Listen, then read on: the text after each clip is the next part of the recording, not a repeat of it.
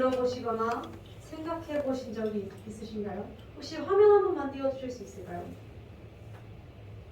종말이라는 이 두 글자, 이 단어는 언제나 늘 논란이 되어 왔었던 단어인 것 같습니다.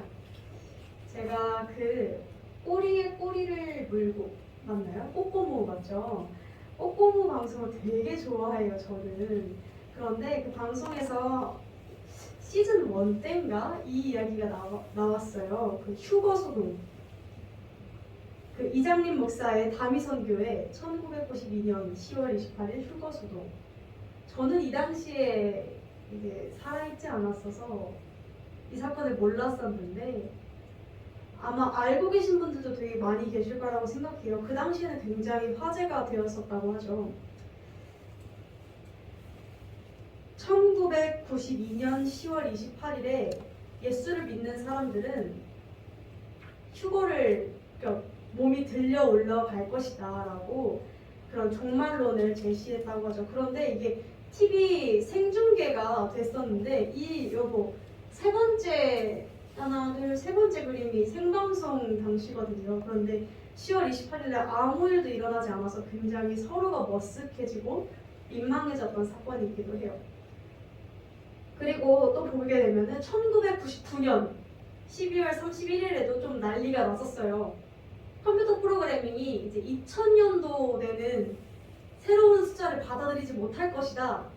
그래서 이제 컴퓨터 오작동으로 인해서 핵이 이제 발사될 것이고 은행 전산 시스템이 다 망가질 것이고 이런 그렇게 돼서 결국 멸망하게 될 것이다 라는 종말론이 또 한 번 등장했었고요.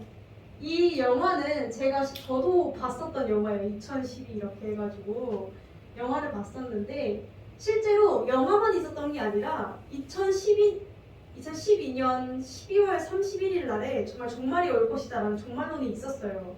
제가 그래서 학교를 다녔을 때 친구들이 막 웅성웅성하고 정말 종말이 올 것인가 이런 이야기들을 했던 기억이 나는데 제가 또 살펴보니까 앞으로 남아있는 종말론들은 2029년에 한 번 있고요. 2036년에 한 번 있고요. 2068년에 한 번 있어요.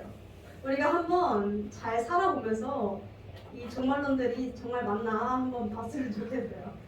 근데 이 종말론들이 하나하나 지나갈 때마다 틀렸다라는 것을 이제 우리가 깨닫게 되잖아요. 그러면 물론 지나고 나서 보면 굉장히 그때 왜 그것 때문에 그랬었나 이렇게 어리석어 보이기도 하고 그런 마음들이 들지만 사실 이 종말이라는 단어가 죽음, 종말이라는 단어가 우리가 겪어보지 않은 두려움, 막연한 두려움이 존재하는 단어죠. 그렇기 때문에 잘못된 종말론들이 굉장히 많이 존재합니다. 그리고 이렇게 이 종말이라는 단어가 잘못 사용될 경우에 우리의 마음을 굉장히 뒤숭숭하게 만들고요. 우리가 건강하게 살아가지 못하도록 우리 마음을 뒤흔들곤 합니다. 많은 이단에서 이 종말론을 가지고 늘 이렇게 사람들을 이제 모을 때 이 종말론, 이 날짜를 정확하게 이야기하면서 사람들이 그 마음을 흔들기도 해요. 이게 이단의 수법이기도 해요, 사실은. 자, 그렇다면 이렇게 종말이 늘상 난리였는데 데살로니가 사람들, 이 당시 이 성경 본문 당시는 어땠을까요? 이 당시 데살로니가 사람들 역시도 종말이 무엇인가에 대해서 잘 모르고 있었습니다. 그래서 이들은 잘못된 종말론을 가지고 있었어요. 어떤 종말론을 가지고 있었냐면 이 데살로니가 사람들은 사실 굉장히 신앙에 열심히 있던 사람들이었습니다. 바울도 인정했고 환난과 핍박 속에서도 신앙을 잃지 않기 위해서 주님이 다시 오실 것을 막 기다리고 고대하던 자들이었어요. 자, 그런데 이들의 초점이 살짝 어긋나기 시작합니다. 뭐가 어긋났냐면요. 이들이 주님이 다시 오실 것에 대한 날짜에 집착하기 시작한 거예요. 언제 오셔? 그걸 막 집착하게 되니까 어떻게 흘러가게 되냐면요. 기다리다가 시간이 지나면 죽는 사람들이 존재할 거 아니에요. 그 죽는 자들은 예수님의 재림, 종말을 보지 못해서 얘네들은 소망이 없고 얘네들은 재림에 참여할 수 없어 라고 판단을 해버린 거예요. 그래서 너무 많이 깊은 낙심에 빠져 있었어요, 이 사람들이. 예수님의 재림을 봐야 되는데, 영접하고 같이 이렇게 기뻐해야 되는데 보지 못하고 먼저 간 이들에 대해서 이들은 어떡하지 막 이렇게 그 날짜에 집착하다 보니까 그런 마음들이 생긴 것이겠죠. 또 어떤 부류는 이렇게 생각했어요. 예수님의 다시 오심을 기다리기는 하는데 그 기다림의 방법이 좀 잘못된 기다림이었어요. 자기가 하던 일들, 생계업들을 다 내려놓고 일을 하지 않고 떼거리로 몰려다니면서 성도들에게 민폐를 끼치곤 했다고 해요. 사람들의 마음을 뒤숭숭하게 만들고 약간 선동한다고 하죠. 이런 일들이 있었는데 사실 이때나 지금이나 이 종말이라는 단어는 굉장히 민감하고 또 두려움을 일으키는 단어이기 때문에 이렇게 뭔가 살짝 핀트가 어긋났을 때 굉장히 잘못된 오류를 범하게 되는 경우가 있는 것 같습니다. 그러나 우리 이 기독교인들, 그리스도인들도 역시 종말론을 아예 배제할 수는 없습니다. 왜냐하면 성경 속에서 예수님의 다시 오심을 분명하게 기록하고 있기 때문이죠. 우리는 그 예수님의 다시 오심, 재림, 우리는 그 종말을 재림이라고 표현해요. 예수님이 다시 이 땅에 오시는 것. 그 재림을 마음에 새길 때 우리의 삶을 조금 더 되새길 수 있고 우리의 삶을 조금 더 이렇게 탄력성 있게 만들어줄 수 있습니다. 자, 그렇다면 이렇게 늘 논란에 쌓였던 주제였던 이 종말, 재림, 예수님의 다시 오심, 이것에 대해서 우리는 어떠한 자세를 가져야 할까요? 성경은 우리에게 어떤 측면으로 이 종말을 바라보기를 원하고 있을까요? 우리가 이 시간 성경이 정말 말하고 있는 예수님의 다시 오심에 대해서 우리가 어떤 자세를 가져야 하는지 함께 나누는 시간 되기를 소망합니다. 첫 번째로 성경이 이야기하고 있는 것은 이것입니다. 예수님은 반드시 다시 오신다. 우리가 잊지 말아야 할 것은 성경은 재림, 주님이 이 땅에 다시 오시고 세상의 모든 악한 권세를 몰아내시며 완전한 승리를 반드시 거두신다. 완전한 하나님의 나라를 세우시겠다라고 굉장히 분명하고 명확하게 성경 속에서 말씀하고 계십니다. 계시록 22장 7절 말씀을 보면 이렇습니다. 보라 내가 속히 오리니 라고 하고요. 12절에도 보라 내가 속히 오리니 나는 알파와 오메가요 처음과 나중이요 시작과 끝이라. 성경은 재림, 종말에 대해서 부정하지 않습니다. 기독교는 종말론을 가지고 있어요. 언젠가 이 세상이 끝날 그날에 주님께서 다시 오셔서 완전한 하나님의 나라를 세우실 것이라고 믿는 사람들이 바로 그리스도인들입니다. 자, 그런데 중요한 것은 이것입니다. 5장 1절을 보게 되면 이렇게 이야기해요. 형제들아, 때와 시기에 관하여는 너희에게 쓸 것이 없음은 이라고 이야기합니다.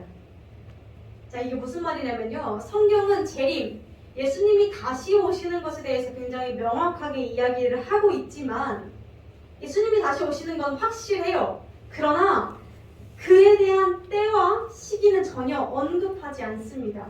언급할 필요도 없다고 이야기를 합니다. 알려주시면 좋을 텐데, 그렇죠? 자, 그런데 이 때와 시기, 우리가 이 때와 시기에 조금 집중을 해보기를 원해요. 왜 우리에게 그 정확한 날짜, 몇 년, 몇 월, 며칠 이걸 알려주시지 않느냐? 왜냐면요, 이 말씀을 잘 보게 되면 형제들아 때와 시기라고 하는데 이때 사용되는 단어가 카이로스예요. 헬라어로 카이로스라는 책도 있어요. 사실은 굉장히 유명하죠. 우리가 보통 그래서 성경에서 말하는, 우리가 흔히 신앙인들이 말하는 하나님의 때, 있잖아요. 하나님의 때. 우리 다 알고 생각하고 하잖아요. 하나님의 때는 언제일까? 하나님의 때를 기다리고 이렇게 하잖아요. 그 하나님의 때가 카이로스라는 단어예요. 카이로스. 자, 그런데 이 카이로스는 어떤 의미의 때를 말하냐면요. 물리적인 시간, 몇 시, 몇 분, 몇 초를 의미하지 않습니다. 그렇다면 이 카이로스는 무슨 말이냐? 하나님의 구원사 속에서 시간을 의미합니다. 자, 이게 어떤 말이냐면요. 우리가 사람으로 예를 들어볼게요. 예를 들어 인간의 카이로스라고 생각을 해봤을 때 이렇게 예를 들 수 있습니다. 예를 들어 제가 뭐 한 28, 9, 30 이렇게 막 되면은 이제 부모님들이 저에게 말씀하시겠죠. 결혼을 해야 하지 않겠니? 이렇게 예를 들어 저에게 말씀을 하셨다고 생각해 볼게요. 근데 제가 아직 마음의 준비가 안 됐어요. 그러면은 아직 준비가 안 됐는데 준비가 아직 안 됐습니다. 아직 때가 안 됐습니다. 라고 이야기를 할 거예요. 카이로스는 시간적인 때가 아니라 이렇게 내 의지와 결정이 담긴 때를 카이로스라고 합니다.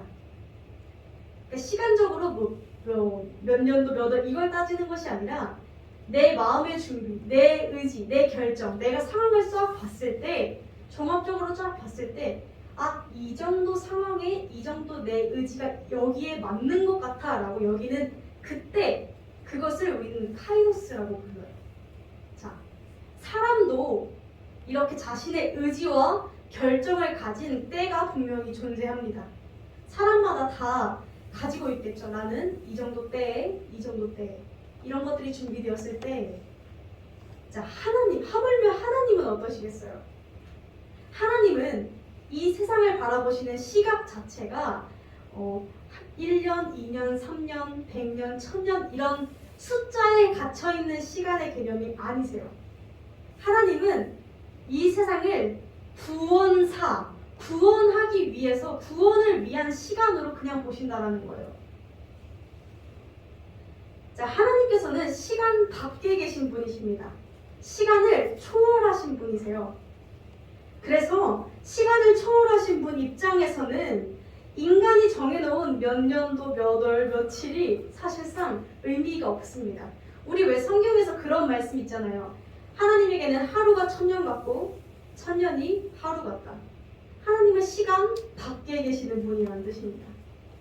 우리가 생각하고 있는 시간의 개념과 다른 분이, 왜냐면 영원 전부터 영원 끝까지 계시는 분이시기 때문에.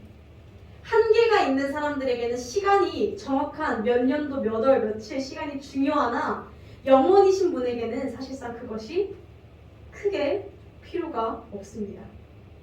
우리는 이것을 기억해야 돼요. 하나님은 우리가 만든 시간과 우리가 만든 글자와 우리가 만든 그 생각에 갇혀 계시는 분이 아니라는 것을.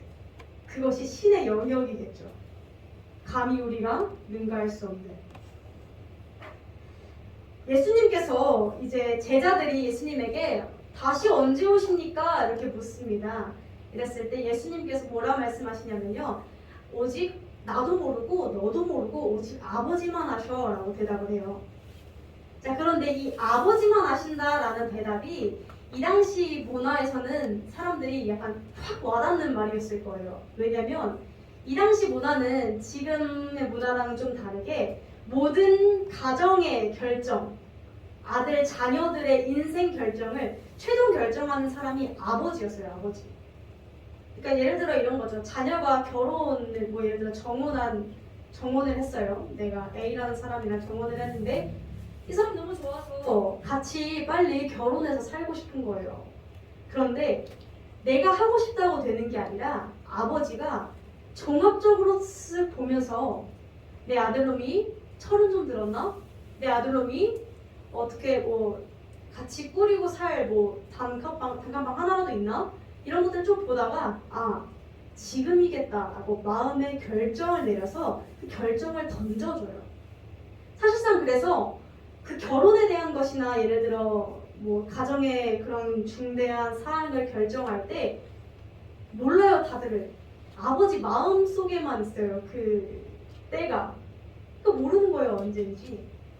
그 최종 결정 권한을 가진 게 아버지였거든요. 아버지. 사실상 지금은 뭐 내가 하고 싶으면 하는 거지만 그때 당시에는 그 아버지에 대한 권위가 엄청났어요.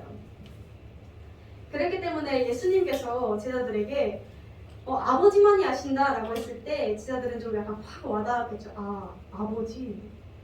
그치, 우리가 감히 할 수 없는 거지. 이렇게 좀 이렇게 확 와닿았었겠죠. 주의 날, 하나님의 때라는 것은 오직 하나님의 그 온 세상 구원 사역 속에서 하나님만이 아십니다. 하나님이 어느 정도까지 구원하시고, 사실 그것도 우리가 모르죠. 누구를 구원하시고 누구를 구원하지 않으시는지. 하나님의 마음에 합한 그때에 그 구원사 속에서 이 정도면 됐다라고 보시는 그때, 하나님의 시각 속에서 마음에 합당한 그때에 주님께서 일하신다라는 것이죠. 그래서 성경은 우리에게 정확한 날짜와 시간을, 물리적인 시간을 알려주고 있지 않은 것입니다. 자, 그런데 우리가 다음 본문을 좀 주목해 볼게요. 바울이 분명 1절에서는 때와 시기에 관해서는 너희에게 쓸 것이 없음은 이라 했는데, 우리 2절 함께 봉독해 볼까요? 시작! 주의 날이 밤에 이를 줄은 너희 자신이 자세히 알리라. 자, 1절과 2절이 좀 다른 것 같지 않나요? 1절에서는 너의 때와 시기 말할 필요도 없어 라고 했는데, 2절에서는 주의 날이 밤에 도적같이 이를 줄을 너희 자신이 자세히 안다 라는 것입니다. 이거 안다 그랬다가 모른다 그랬다가 말이 바뀌죠. 자, 그런데 이 말을 어떻게 우리는 이해해야 하냐면 이렇게 이해해야 합니다. 우리는 주님이 오시는 마지막 몇 월, 몇 시, 며칠, 몇 년도, 이 정확한 물리적인 시간은 알지 못합니다. 그러나 임박한 징조를 통해서 올 때가 가까웠다라는 것은 확실하게 압니다. 정확한 몇 날 몇 시인지는 몰라도 이 마지막 때라는 것을 우리는 알고 있고, 주님이 확실히 오신다라는 것을 우리는 믿고 살아가는 사람들이기 때문에 오늘 본문을 통해서 바울이 이야기하고자 하는 것은 이것입니다. 심판이 임박한 시대를 살아가는 이 상황 속에서, 이 시대 속에서 그 조짐과 징조를 분별하며 살아가는 것, 때를 알면서 살아가는 것, 그것이 성도의 삶이다. 이것을 계속 말하고 싶어 하는 거예요. 그러니까 예를 들어 이런 말이겠죠. 우리는 모두 죽는 날은 모릅니다. 그렇죠?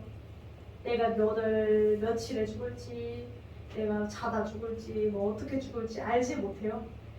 그 물리적인 시간은 알지 못하는데, 그러나 우리가 알고 있는 것은 분명히 어제보다는 오늘이 더 죽음에 가까웠다는 것은 압니다. 반드시 죽는다라는 것은 우리가 인지하고 있습니다. 우리가 알고요. 죽는 날은 모르나 우리는 죽는 때는 알고 있습니다. 사람은 이렇게 2시간을 살아가요. 이것처럼 주님이 다시 오시는 날짜도 같습니다. 정확한 몇 월, 며칠, 이 날짜는 모르지만 주님이 다시 오신다는 것을 우리가 분명히 압니다. 이때, 마지막 때, 주님이 성경에서 그렇게 말씀하고 계시는 그 마지막 때를, 우리가 그 징조를 분별하며 살아가야 한다는 것이죠. 바울은 데살로니가 성도들에게 이렇게 말합니다. 너희는 주의 날이 몇 날, 몇 월, 며칠인지는 알지 못해도 주님이 주의 날이 이른다는 것은 알지 않느냐. 그러니 너희는 주의 날이 이른다는 것을 모르는 자들과 똑같이 살면 안 되는 것 아니겠니? 주의 날이 이른다는 것을 너희는 알기 때문에 삶의 모습이 확연히 달라야 하지 않겠어? 라고 말하고 있는 것이죠. 어떻게 때를 아는 사람이 때를 모르는 사람들과 똑같이 살 수 있겠냐며 이렇게 권면을 하는 말씀인 줄 믿습니다. 사실 권면보다는 징책에 가깝죠. 제가 한 목사님이 이렇게 말씀하시더라고요. 내 신앙을 점검해 보려면 예수님이 다시 오십니다.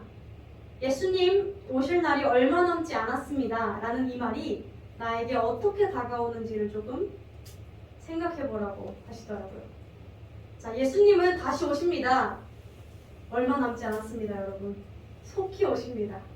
이 말이 누군가는 이 말을 들었을 때 당황스러울 수도 있을 겁니다. 아직은 안 되는데. 아직 천국에 갈 확신이 없는데. 또는 아직 내 주변 사람들을 전도하지 못했는데. 아직 조금 불안한데. 이렇게 하면서 좀 두렵거나 당황스러운 마음이 들 수도 있고, 또 누군가는 주님이 다시 오신다라는 이 말이 뼈저리게 위로가 될 수도 있습니다.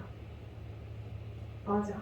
내가 지금 이렇게 살고 있는 삶이 주님이 다시 오신 그 삶을 위한, 그 때를, 마지막 때를 위한 삶이지. 맞아. 라고 하며 위로가 될 수도 있습니다. 내 반응을 통해서 내 신앙이 어떤지를 우리는 체크할 수 있는 것이죠. 실제로 우리 마라나타 아시죠? 마라나타, 아멘 주 예수여 어서 오소서 라는 뜻이잖아요. 마라나타, 주님은 다시 오십니다. 주님은 재림하십니다. 주님 다시 오소서. 이 말이 이 당시, 이 성경이 쓰인 이 당시에 성도들에게는 어떤 의미였냐면요, 두려운 의미라기보다 성도들에게 있어서는 두려움이 아니라 위로였어요. 위로의 인사말이었습니다. 성도들이 서로 마라나타, 조금만 참으세요, 조금만 버티세요, 주님 다시 오십니다. 서로 위로를 건네는 인사말이었어요. 왜 위로일 수 있었겠어요? 이들이 얼마나 뼈저리게 하나님의 말씀에 녹아들어서 하나님의 말씀 때문에 핍박당하고, 하나님의 말씀 때문에 매일 억울하고, 하나님의 말씀 때문에 뼈저리게 눈물 흘리고, 죄의 본성을 거스르기 위해서 나 자신을 치고 또 치고, 심지어 이 당시에는 주를 믿는 것 자체가 반역죄였기 때문에 계속해서 고난을 당하고 회중 무리에서 쫓겨나가고, 뭐 때문에? 주님 말씀 때문에. 주님이 결국 걸으라 하셨던 그 좁은 길 걷기 위해서 그런 삶들을 걸었기 때문에 이들이 삶이 힘들고 고되고 지칠 때마다 떠올릴 수 있게 되었던 거죠. 주님 다시 오시지. 주님 반드시 승리하시지. 주님은 절대 포기하지 않으시지.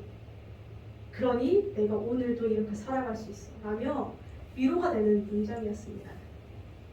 주님께서 실제로 이 종말을 언급하신 수많은 이유는 두 가지 이유가 있을 겁니다. 경고의 메시지거나 위로의 메시지거나.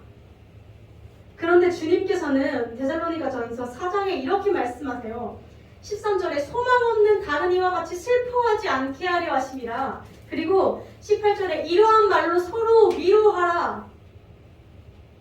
성도들에게는 주님이 다시 오신다는 이 메시지가 위로가 되어야 됩니다. 그리고 위로가 되려면 내가 하나님 말씀 안에서 똑바로 살고 있지 않다면 절대 이 문장은 위로가 될 수 없습니다. 경고가 되겠죠.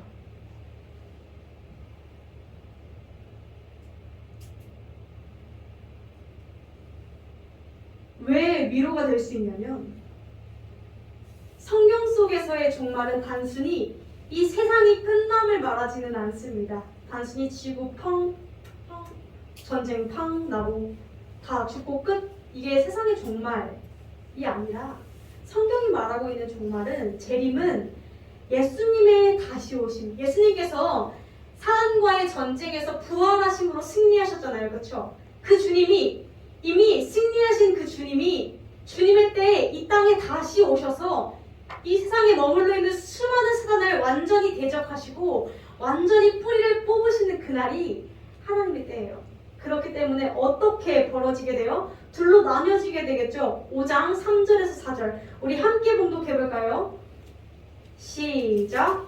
저희가 평안하다, 안전하다 할 그때에 잉태된 여자에게 해산 고통이 이름과 같이 멸망이 호련히 저희에게 이르리니 결단코 피하지 못하리라. 형제들아 너희는 어두움에 있지 아니하매 그날이 도적같이 너희에게 임하지 못하리니.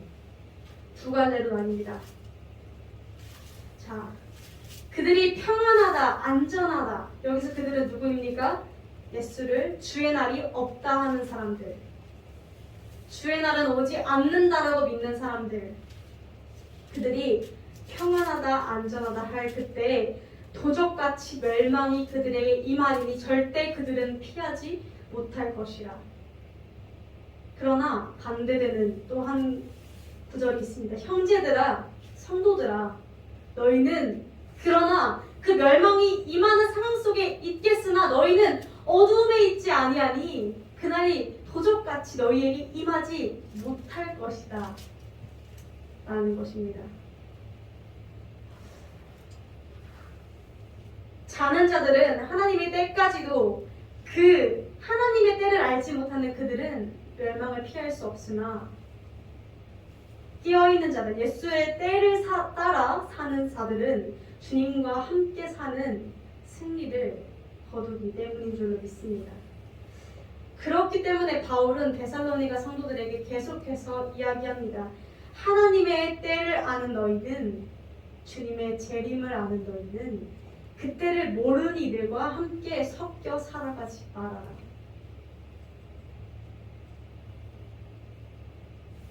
그저 그들이 살아가는 삶의 패턴과 그 방식대로 똑같이 저하고 살아가지 말아라.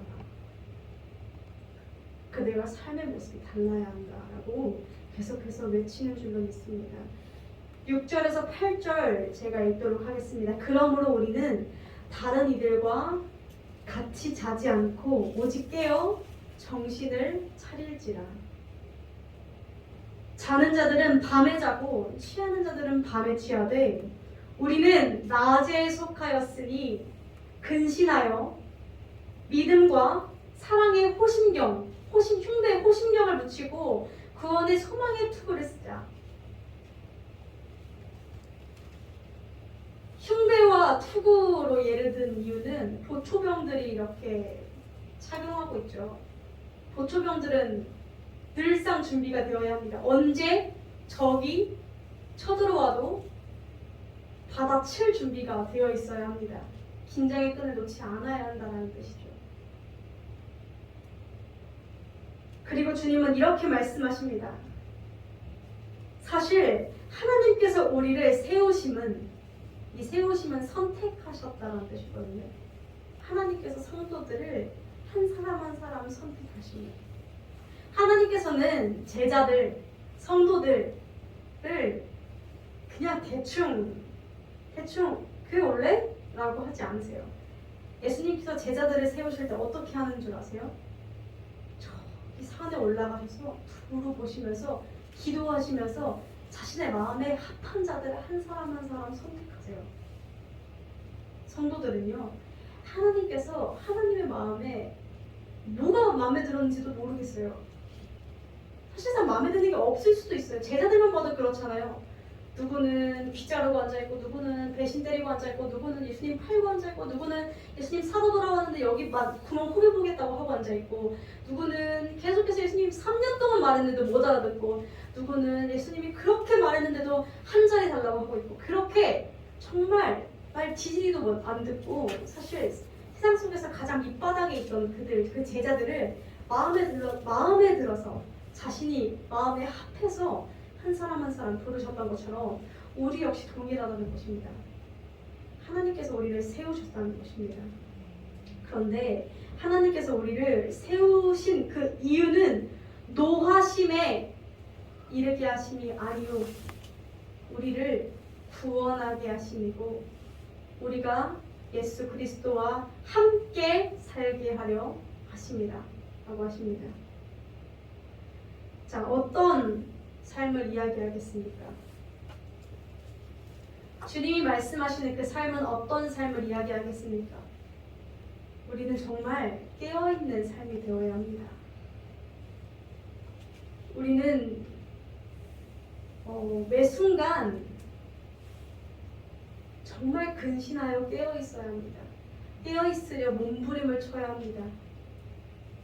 둔해지지 않도록 신앙에 계속해서 민감한 재질로 살아남도록 몸부림을 쳐야 합니다. 바울이 이제 주님을 통해서, 주님이 바울을 통해서 이제 말씀하신 것은 12절부터 우리가 22절까지 내용인데, 우리가 그냥 한번 잠깐 함께 동독해볼까요? 12절부터 시작.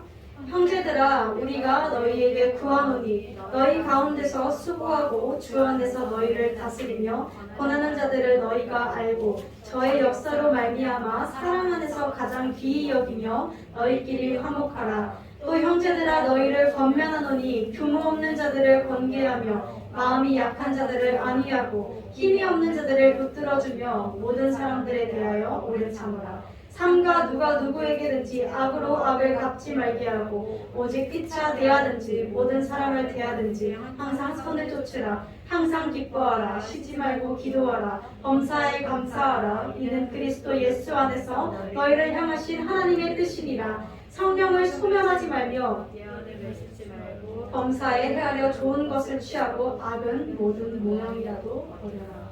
아멘. 이것이 하나님의 때를 따라 사는 깨어있는 삶의 모습입니다. 자, 12절에서 너희 가운데에서 수고하고 주 안에서 너희를 다스리며 권하는 자, 사역자들을 의미합니다. 사역자들은 수고하고 다스리며 권합니다. 하나님의 말씀을 권합니다. 이들을 어떻게 하라고 말씀하시냐면 기억하라라고 말씀하십니다. 그리고 그와 동시에 사랑 안에서 가장 귀히 여기며 너희끼리도 화목하라 라고 말씀하십니다. 성도들 간에 서로 화목을 말씀하십니다. 가장 먼저 말씀하신 것이 이 교회 공동체 내에서의 권면이었습니다. 왜일까요?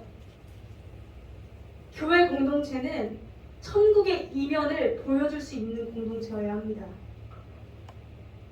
그렇기 때문에 하나님께서 세우신 그 공동체 속에서 하나님이 불러놓으시고 하나님이 세워놓으신 그 사역자와 그 성도들 간의 화목과 서로가 서로를 존중함과 서로가 서로를 기억함이 필요하다고 말씀하시는 것이죠. 그리고 게으른 자들을 권계하며 마음이 약한 자들은 격려하고 힘이 없는 자들은 붙들어주며 모든 사람에게 오래 참으라. 자, 여기서 무엇을 발견할 수 있습니까? 그 사람의 특징에 따라서, 그 사람의 마음의 여유에 따라서, 그 사람의 신앙의 성숙도에 따라서 내가 대하는 태도가 달라져야 한다는 것입니다. 이것이 지혜로운 삶의 모습입니다. 삼가 누가 누구에게든지 악으로 악을 갚지 말게 하고 서로 대하든지 모든 사람을 대하든지 항상 선을 따르라. 항상. 그리고 항상 기뻐하라. 쉬지 말고 기도하라. 범사에 감사하라. 이것이 하나님의 뜻입니다. 성령을 소멸하지 말아라. 예언을 멸시하지 말아라. 악은 어떤 모양이라도 버려라. 어떻게든 좋은 것을 취하라. 이 말씀을 보게 되면 이 말씀대로 사는 삶은 어떨까요? 힘들어요. 네, 힘든 것들만 모아놨어요. 힘들어요. 이 말씀은 사실 우리를 지금 이 순간 당장 행복하게 해주지 않을 수도 있습니다. 도리어 이 말씀 때문에 힘들 수도 있어요. 이 말씀이 나를 짓누를 수도 있어요. 그런데 이렇게 말씀하세요. 디모데후서 3장 1절에서 5절에 마지막 때의 사람들을 말씀하시거든요. 마지막 때. 마지막 때의 사람들은 이렇다라고 말씀하세요.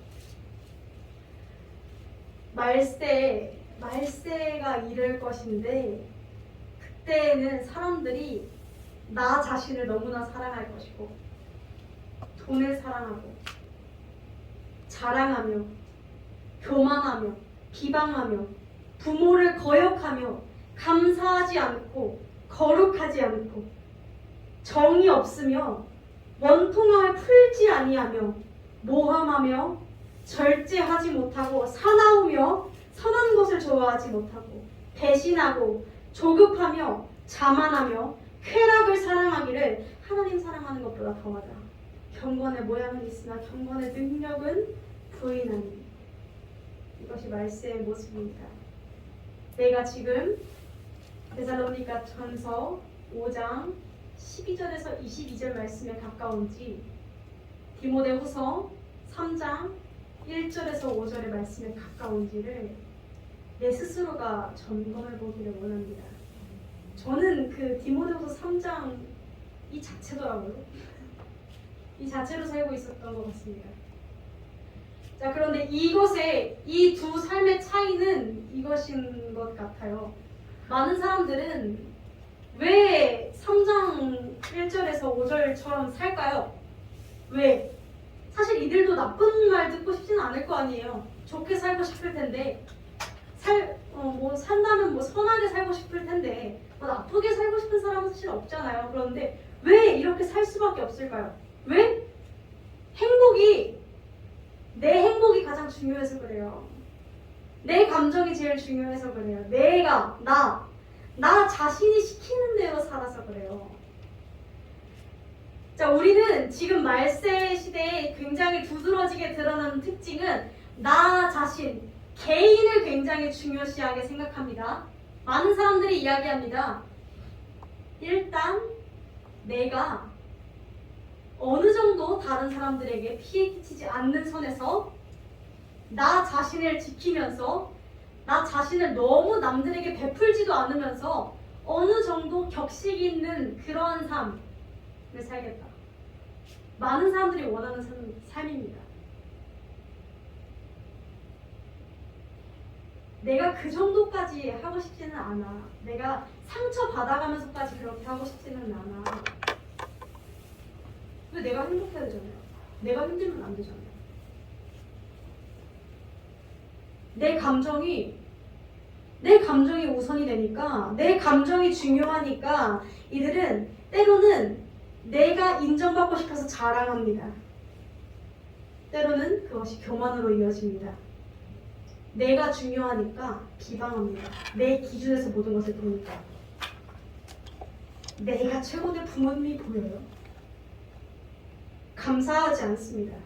왜? 다 내 멋대로 돼야 되거든요. 거룩이 중요해. 내 행복이 중요하지. 무정, 정이 없어요. 왜? 내가 잘 살아야 된다니까요. 정을 베풀 그런 게 어딨어요. 내 주변 사람한테만 잘하면 돼요. 내 가족한테만 잘하면 돼요. 나한테만 잘하면 돼요. 나한테 투자하면 돼요. 왜 굳이 다른 사람들에게 정을 베풀어요? 필요 없죠. 원통함을 풀지 않아요. 서로 간에 그 쓴뿌리들을 제거하려고 들지를 않아요. 모함해요. 절제하지 못해요. 내 욕망 때문에 사나운 것, 내 감정을 절제하지 못해요. 내 감정을 추스리지를 못해요. 이렇게 많은 것들이 있습니다.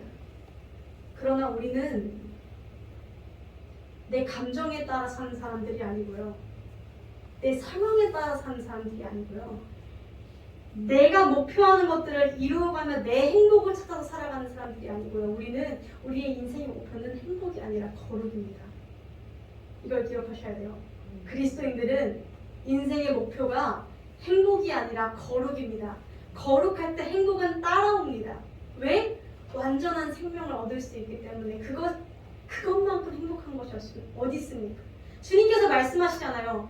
목숨보다 의복이 중하지 않아. 가장 중요한 건 목숨이지. 가장 중요한 건 생명이지. 일단 너희가 살고 봐야 하지 않겠냐고.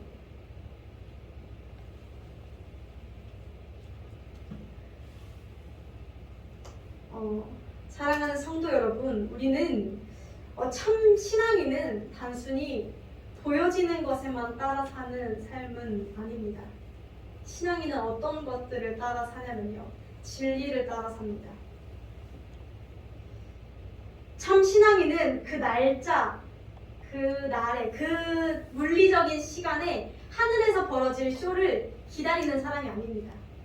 언젠가 나팔 소리가 봄 이렇게 불면서 주님이 그날을 기다리면 되는 거 아닌가? 그렇게 간단한 것이 아닙니다. 하늘에서 벌어질 그 쇼를 기다리는 사람들이 아니에요. 우리는 무엇을 기다려야 하고 무엇에 관심을 둬야 하냐면, 그날에 주님이 승리를 하실 것을 알기 때문에 그때가 되면 무엇이 선과 악인지 완전하게 분별이 되기 때문에, 그 전에 내가 내 상황 속에서 심판이 임박한 이 시대 속에서 시대를 분별하고 오늘의 상황을 주목하며 내가 어떤 자리에 서야 하는지, 내가 어떤 자리에 서지 말아야 하는지, 내가 어떤 행동을 해야 하는지, 어떤 행동을 하지 말아야 하는지를 분별할 줄 아는 사람들이어야 합니다. 정말 예수 그리스도의 재림을 기다리는 사람은, 정말 진정으로 소망하는 사람은 오늘 하루를 제자답게 사는 것에 집중합니다. 예수님을 따라서 사는 제자의 삶은 어떤 것인가를 고민하며 몸부림칩니다. 세월을 흘려보내지 않습니다.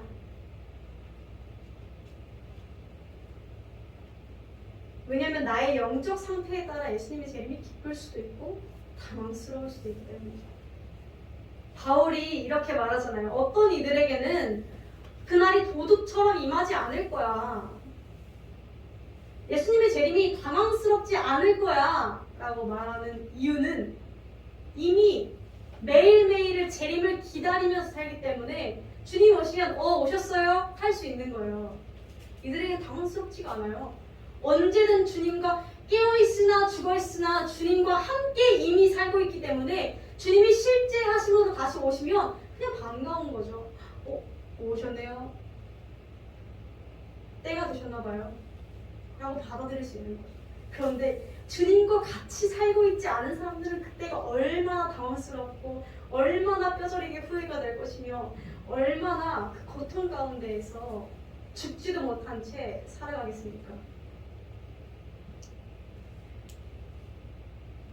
우리가 매 순간 때를 분별하기를 원합니다. 정말 주님이 언제 오실지는 제가 여기서 이야기할 수 있는 것은 단 하나도 없어요. 그리고 또 어떤 방법으로 임하실지가 전천년설, 후천년설 이렇게 이론들이 있는데, 사실상 저는 그렇게 생각해요. 물론 따르는 것은 있겠지만 결국 오시기 전까지는 아무도 모르는 것 아니겠습니까?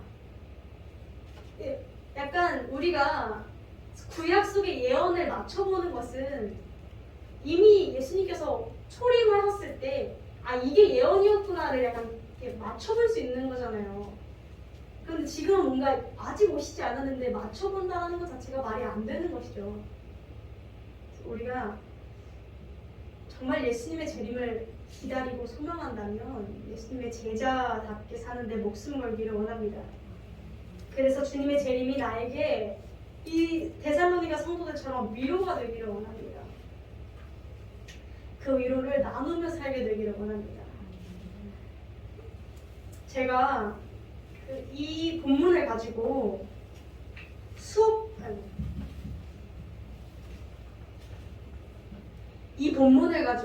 때 그걸 했었어요.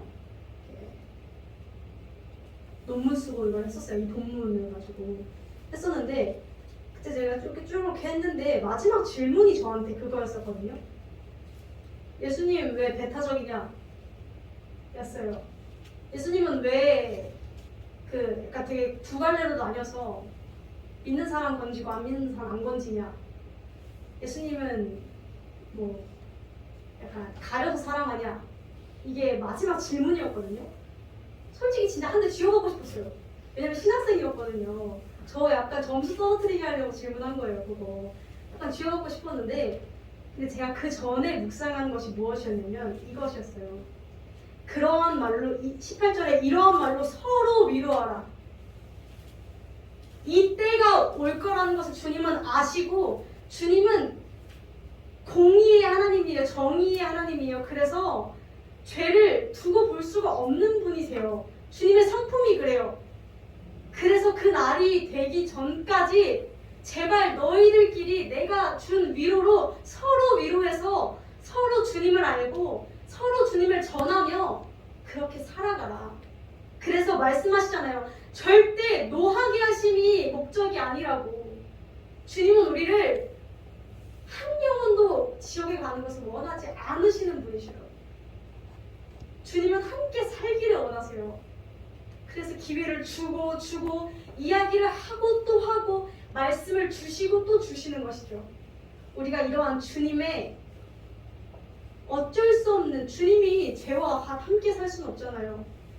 그 어쩔 수 없는 사실과 그렇기 때문에 주님이 그럼에도 우리를 사랑하신과 그렇기 때문에 우리는 그 사랑과 공의 사이에서 어떻게 살아야 하는지를, 어떻게 전하고 살아야 하는지를 우리가 늘 고민하며 사는 삶이 되기를 원합니다.